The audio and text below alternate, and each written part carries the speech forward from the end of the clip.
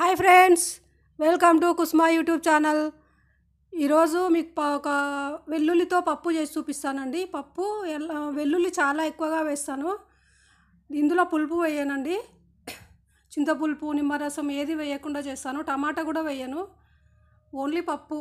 అయితే ఇది పొడి పొడిగా ఉంటుంది పప్పు. ఒక 1 అవర్ నానబెట్టి ఉడికించుకోవాలండి. అయితే మెత్తగా ఉడికించవద్దు, కొంచెం ఒక 95% ఉడికించాలి.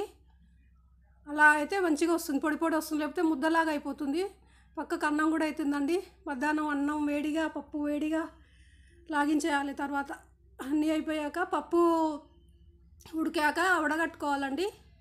ఆ వడగట్టాక కొద్దిసేపు ఒక 5 మినిట్స్ అయితే మొత్తం నీళ్ళన్నీ కిందికి వచ్చేసాక మనం వెల్లుల్లితో ఫ్రై చేసుకోవాలి. ఆ చారు కూడా మనం మళ్ళీ చారు చింతపండు, ధనియాల పొడి అవన్నీ వేసి చారు చేసుకోవాలండి, బాగుంటుంది. అది కూడా వేస్ట్ కాదు. ఆయిల్ వేసి పోపు దినుసులు వేయాలి. ఒక 2 స్పూన్లు ఆయిల్ వేసాను, పోపు దినుసులు వేయాలండి. అప్పుడు వెల్లుల్లి కొంచెం ఎక్కువగా వేసానండి.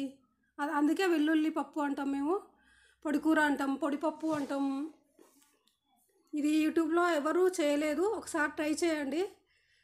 వెల్లుల్లి ఎక్కువగా వేసాను. అది కొంచెం ఫ్రై కావాలండి, మొత్తం ఫ్రై కావద్దు, టేస్ట్ మారిపోతుంది. మళ్ళీ కొంచెం ఫ్రై అయ్యాక పప్పు వేయాలి. ఇంతకుముందు ఉడికించుకున్నాం కదా పప్పు, ఆ పప్పు వేసి పసుపు, ఉప్పు, కారం, అంతే అండి. ఇంకా దీనిలో ఏది వేయాల్సిన అవసరం లేదు. కొబ్బరి పౌడర్ కూడా వేస్తారు కొంతమంది, అయితే నేను వేయలేదు.